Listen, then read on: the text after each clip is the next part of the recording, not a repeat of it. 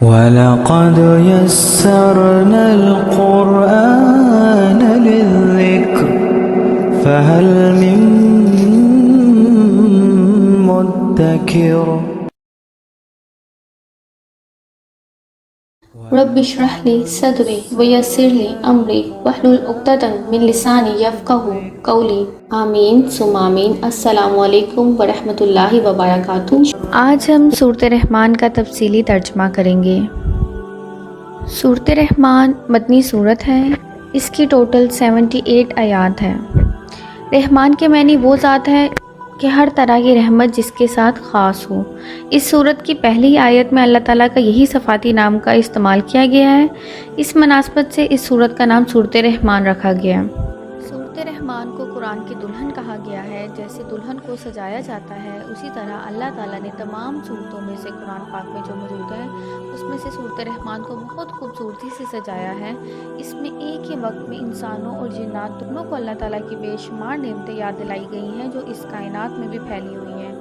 اس صورت میں قرآن مجید کی عظمت، اللہ تعالیٰ کی قدرت، جہنم اور جنت کا بیان کیا گیا ہے۔ قرآن مجید کی اس صورت کو حسین ترین صورت کہا جاتا ہے جسے عرس القرآن یعنی قرآن مجید کی زینت کہا جاتا ہے۔ صورت میں ایک آیت ایسی ہے جس کو 31 مرتبہ دہرایا گیا ہے۔ چلیں یہ تھا سورۃ رحمان کا انٹرو۔ اب ہم سورۃ رحمان کا تفصیلی ترجمہ کرتے ہیں۔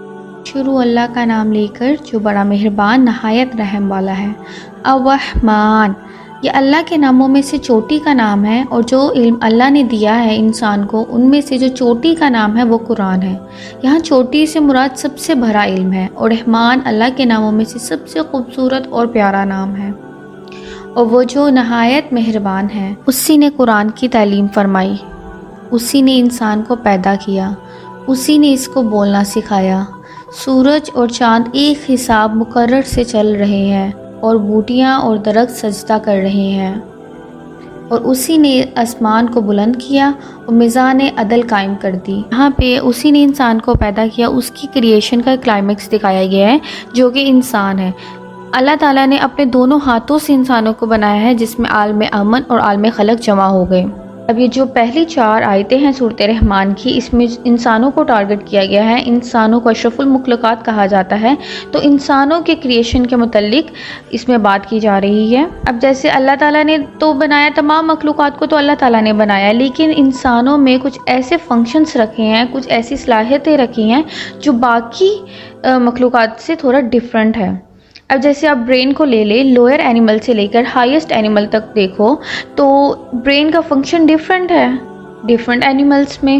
تو اس سے کیا ہے کہ انسانوں میں برین پارٹ میں سیپریٹ پارٹس بنے ہوئے ہیں کہ یہ ویژن کا ایریا ہے، یہاں سے انفارمیشن جانی ہے، یہاں سے ہیئرنگ کا ایریا ہے، لیکن یہاں سے کیا کہتے ہیں آپ نے میسیج کو آگے کنوے کرنا ہے۔ جو سب سے بڑا پارٹ ہے انسانی برین میں وہ اسپیچ کا پارٹ ہے۔ تو اس کے بھی آگے سے 2 پارٹس ہیں کہ ایک دوسرے کی بات سننا، سمجھنا اور پھر اس کو آگے کنوے کرنا۔ اب سورۃ رحمان میں علم البیان ہے، مطلب کہ جو آپ کو علم مل رہا ہے اس کو آگے کنوے کرنا ہے۔ اب اللہ تعالیٰ نے کان دیے ہیں، بصارت کی صلاحیت دی ہے آپ کو، آپ نے وہ جو بات سنی ہے اس کو آگے کنوے کرنا ہے۔ جیسے اللہ تعالیٰ نے باقی جانوروں کو بھی، پرندوں کو بھی سننے کی صلاحیت بہت اچھی دی ہوئی ہے۔ کچھ تو ایسے جانور ہوتے ہیں جو ہم سے بھی زیادہ تیزی سے بات کو سن لیتے ہیں، جیسے کہ جو سونگنے کی صلاحیت کتے میں بہت زیادہ پائی جاتی ہے، اور زیادہ تیز سننے کی، جیسے آپ نے نوٹ کیا ہوگا کہ گھوڑے کے کان کھڑے ہو جاتے ہیں جب وہ کسی بات کو غور سے سن رہا ہوتا ہے، تو اس میں سننے کی صلاحیت بہت زیادہ ہے۔ ہر ایک میں ڈیفرنٹ صلاحیت ہے، لیکن یہ جو برین کا چکر ہے اندر وہ تھوڑا انسانوں میں ڈیفرنٹ ہے، جس کی وجہ سے انسانوں کو اشرف المخلوقات کہا جاتا ہے۔ اور اسی بات کا ہم نے صحیح فائدہ اٹھانا ہے۔ اور فائدہ کیسے اٹھایا جائے گا؟ ایسے اٹھایا جائے گا کہ جو علم ہمیں ملتا ہے اس کو ہم نے آگے کنوے کرنا ہے۔ اور ان 4 آیتوں کا بہترین جملہ بنتا ہے جس کا مقصد بھی یہی ہے کہ قرآن کو سمجھو اور سمجھاؤ، قرآن کو پڑھو اور پڑھاؤ۔ آپ صلی اللہ علیہ وآلہ وسلم نے فرمایا، تم میں سے بہترین وہ ہے جو قرآن سیکھے اور سکھائے۔ سورج اور چاند ایک حساب مقررہ سے چل رہے ہیں، اور بوٹیاں اور درخت سجدہ کر رہے ہیں۔ اب یہاں پہ یہ ہے کہ یہ جو درخت ہو گئے، پرندے ہو گئے، جانور ہو گئے، ہمیں یہ نہیں ہے کہ صرف ہم انسان ہی بس اللہ کی عبادت میں مگن ہیں، یہ تمام مخلوقات بھی اللہ کی راہ میں سجدہ کر رہی ہوتی ہیں۔ اب جیسے ایک بہت خوبصورت بات مجھے یاد آئی ہے کہ ہم کہتے ہیں فجر کے وقت ہمیں بہت سکون مل رہا ہوتا ہے جب ہم نماز کے لیے اٹھتے ہیں، بلکہ باقی بھی 5 نمازیں ہوتی ہیں، لیکن فجر کے ٹائم ہمیں بہت سکون، بہت راحت مل رہی ہوتی ہے۔ کہا جاتا ہے کہ اس ٹائم منافق سو رہے ہوتے ہیں اور یہ جو چڑیا کی چون چون چون چون کی آوازیں ہمیں آ رہی ہوتی ہیں، کہتے ہیں کہ یہ اللہ کی عبادت کر رہے ہوتے ہیں۔ آگے دیکھیں، اور اسی نے آسمان کو بلند کیا اور میزان عدل قائم کر دی، اس میزان میں حد سے تجاوز نہ کرو اور انصاف کے ساتھ ٹھیک تولو اور تول کم مت کرو۔ اور اسی نے خلقت کے لیے زمین بچھائی، اس میں میوے اور کھجور کے درخت ہیں جن کے خوشوں پر غلاف ہوتے ہیں، اور اناج جس کے ساتھ بھوس ہوتا ہے، اور خوشبودار پھول۔ تو تم اپنے پروردگار کی کون کون سی نعمت کو جھٹلاؤ گے؟ اب اس آیت کا تقریباً 31 مرتبہ اس کو اس صورت میں ریپیٹ کیا گیا ہے۔ انسان کو ٹھیکرے کی طرح کنکھناتی مٹی سے پیدا کیا، رات کو آگ کے شعلے سے پیدا کیا۔ تو تم اپنے پروردگار کی کون کون سی نعمت کو جھٹلاؤ گے؟ وہی دونوں مشرقوں اور دونوں مغربوں کا مالک ہے۔ اس میں دونوں کا کیا مطلب ہے کہ اب ظاہر بات ہے جو ایک ٹائم مشرق ہے تو اگلی جو سائیڈ ہے وہاں کا وہ مغرب ہوا، اور یہاں کا جو مغرب ہے اس کی اگلی سائیڈ کا وہ مشرق ہوا، مطلب یہ پوری دنیا کا جو مالک ہے وہ کون ہے؟ اللہ ہے۔ تو تم اپنے پروردگار کی کون کون سی نعمت کو جھٹلاؤ گے؟ اسی نے 2 دریا رواں کیے جو آپس میں ملتے ہیں، مگر دونوں میں ایک آر ہے کہ تجاوز نہیں کر سکتے۔ یہاں آر سے مراد پردہ ہے۔ آپ نے دیکھا ہوگا کابل پر نظر آتے ہیں 2 دریا، جو کہ ایک دریا سندھ کا علیحدہ نظر آتا ہے اور کابل کا علیحدہ نظر آتا ہے۔ تو تم اپنے پروردگار کی کون کون سی نعمت کو جھٹلاؤ گے؟ یہاں اس سورۃ رحمان میں بار بار یہ کویشچن پوچھا جا رہا ہے کہ تم اپنے پروردگار کی کون کون سی نعمت کو جھٹلاؤ گے؟ ان دونوں دریاؤں سے موتی اور مونگے نکلتے ہیں، تو تم اپنے پروردگار کی کون کون سی نعمت کو جھٹلاؤ گے؟ اور جہاز بھی اسی کے ہیں جو سمندر میں پہاڑوں کی طرح اونچے کھڑے ہوتے ہیں، تم اپنے پروردگار کی کون کون سی نعمت کو جھٹلاؤ گے؟ اور جو مخلوق زمین پر ہے سب کو فنا ہونا ہے، اور تمہارے پروردگار ہی کی ذات جو صاحب جلال و کرم ہے باقی رہے گی۔ تو تم اپنے پروردگار کی کون کون سی نعمت کو جھٹلاؤ گے؟ آسمان اور زمین میں جتنے لوگ ہیں سب اسی سے مانگتے ہیں، وہ ہر روز کسی نہ کسی کام میں ہوتا ہے، تو تم اپنے پروردگار کی کون کون سی نعمت کو جھٹلاؤ گے؟ اے دونوں جماعتوں، ہم عنقریب تمہاری طرف متوجہ ہوتے ہیں، تو تم اپنے پروردگار کی کون کون سی نعمت کو جھٹلاؤ گے؟ اے گروہ جن و انس، اگر تمہیں قدرت ہو کہ آسمان اور زمین کے کناروں سے نکل جاؤ تو نکل جاؤ، اور زور کے سوا تو تم نکل سکتے ہی نہیں، تو تم اپنے پروردگار کی کون کون سی نعمت کو جھٹلاؤ گے؟ تم پر آگ کے شعلے صاف اور دھواں ملے چھوڑ دیے جائیں گے تو پھر تم ان کا مقابلہ نہ کر سکو، تو تم اپنے پروردگار کی کون کون سی نعمت کو جھٹلاؤ گے؟ پھر جب آسمان پھٹ کر تیل کی تلچھٹ کی طرح گلابی ہو جائے گا تو وہ کیسا خوفناک دن ہوگا، تم اپنے پروردگار کی کون کون سی نعمت کو جھٹلاؤ گے؟ تو اس روز نہ تو کسی انسان سے اس کے گناہوں کے بارے میں پوچھا جائے گا اور نہ ہی کسی جن سے۔ اس دن لوگوں کا انجام کہا جاتا ہے ان کے چہروں پر نظر آئے گا۔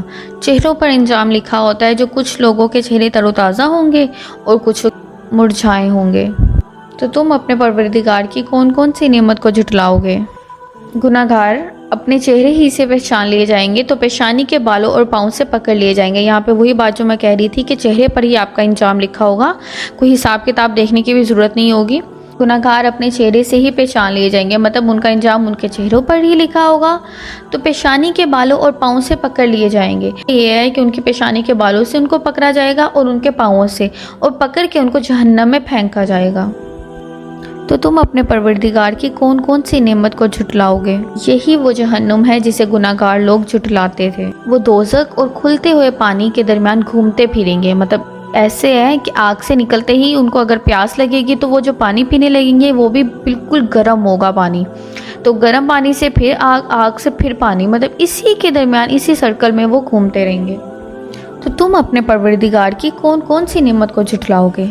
اور جو شخص اپنے پروردگار کے سامنے کھڑے ہونے سے ڈرا اس کے لیے 2 باغ ہیں۔ یہاں پہ کہا جاتا ہے 2 باغوں کا ذکر ہو رہا ہے، ایک ہائی لیول اور ایک لو لیول۔ تو تم اپنے پروردگار کی کون کون سی نعمت کو جھٹلاؤ گے؟ ان دونوں میں بہت سی شاخیں ہیں، یعنی قسم قسم کے میووں کے درخت ہیں، تو تم اپنے پروردگار کی کون کون سی نعمت کو جھٹلاؤ گے؟ ان میں 2 چشمے بہہ رہے ہیں، تو تم اپنے پروردگار کی کون کون سی نعمت کو جھٹلاؤ گے؟ ان میں سب میوے 2 قسم کے ہیں، تو تم اپنے پروردگار کی کون کون سی نعمت کو جھٹلاؤ گے؟ اہل جنت ایسے بچھونوں پر جن کے استر اطلس کے ہیں تکیے لگائے ہوں گے، اور دونوں باغوں کے میوے قریب جھک رہے ہیں، مطلب جھکے ہوتے ہیں، آسانی سے اتارے جائیں گے۔ تو تم اپنے پروردگار کی کون کون سی نعمت کو جھٹلاؤ گے؟ ان میں نیچی نگاہ والی عورتیں ہیں جن کو اہل جنت سے پہلے نہ کسی انسان نے ہاتھ لگایا اور نہ کسی جن نے۔ اب یہاں پہ نیچی نگاہ کا اس لیے ذکر کیا گیا ہے کیونکہ نگاہ سے ہی عورت کا حسن اور حیا نظر آتی ہے، اور عورت کا حسن ہی حیا ہے۔ تو تم اپنے پروردگار کی کون کون سی نعمت کو جھٹلاؤ گے؟ گویا وہ یاقوت اور مرجان ہے۔ تو تم اپنے پروردگار کی کون کون سی نعمت کو جھٹلاؤ گے؟ نیکی کا بدلہ نیکی کے سوا کچھ نہیں ہے۔ تو تم اپنے پروردگار کی کون کون سی نعمت کو جھٹلاؤ گے؟ اور ان باغوں کے علاوہ 2 باغ اور ہیں، مطلب یہاں پہ 4 جنتوں کا ذکر کیا گیا ہے۔ تو تم اپنے پروردگار کی کون کون سی نعمت کو جھٹلاؤ گے؟ دونوں خوب گہرے سبز ہیں۔ تو تم اپنے پروردگار کی کون کون سی نعمت کو جھٹلاؤ گے؟ ان میں 2 چشمے ابل رہے ہیں۔ تو تم اپنے پروردگار کی کون کون سی نعمت کو جھٹلاؤ گے؟ ان میں میوے اور کھجورے اور انار ہیں۔ تو تم اپنے پروردگار کی کون کون سی نعمت کو جھٹلاؤ گے؟ ان میں نیک سیرت خوبصورت عورتیں ہیں۔ تو تم اپنے پروردگار کی کون کون سی نعمت کو جھٹلاؤ گے؟ اور وہ حوریں ہیں جو خیموں میں محفوظ ہیں۔ وہ حوریں ہیں جو خیموں میں محفوظ ہیں۔ یہاں پہ حوروں کا ذکر کیا گیا ہے، اور عرب میں زیادہ تر لوگوں کی جو آبادی تھی وہ خیموں میں تھی۔ تو تم اپنے پروردگار کی کون کون سی نعمت کو جھٹلاؤ گے؟ اب یہاں پہ وہی بات دوبارہ ریپیٹ کی ہے کہ ان کو اہل جنت سے پہلے نہ کسی انسان نے ہاتھ لگایا اور نہ کسی جن نے۔ تو تم اپنے پروردگار کی کون کون سی نعمت کو جھٹلاؤ گے؟ سبز قالینوں اور نفیس مسندوں پر تکیے لگائے بیٹھے ہوں گے۔ تو تم اپنے پروردگار کی کون کون سی نعمت کو جھٹلاؤ گے؟ اے نبی صلی اللہ علیہ وآلہ وسلم، تمہارا پروردگار جو صاحب جلال و کرم ہے، اس کا نام بڑا ہی بابرکت ہے۔ اس صورت میں قرآن مجید کی عظمت، اللہ تعالیٰ کی قدرت، جہنم اور جنت کا بیان کیا گیا ہے کہ جہنم آپ کے گناہوں کے مطابق ملے گی اور جنت آپ کی نیکیوں کے مطابق ملے گی۔ تو یہ پوری سورۃ رحمان انہی چیزوں پر بیس کرتی ہے۔ یہ ہم پہ ڈیپینڈ کرتا ہے کہ what I have to do, a simple way to live a sinful life. Inshallah, start praying nafal namaz. Whenever you commit a sin, like when you do a sin for the very first time, pray 2 rakat. And then if you commit the sin for the second time, pray 4 rakat. With increase in sin, increase your nafal namaz. جیسے جیسے آپ نفل نماز اور پڑھیں گے، آپ کے جتنے گناہ آپ کو لگ رہے زیادہ ہو رہے ہیں، آپ ساتھ ساتھ نفل نماز پڑھتے جائیں۔ Inshallah, you will see with your own eyes how Allah subhanahu wa ta'ala will help you out when you get closer to Him. But don't delay nafal namaz after sinning. Don't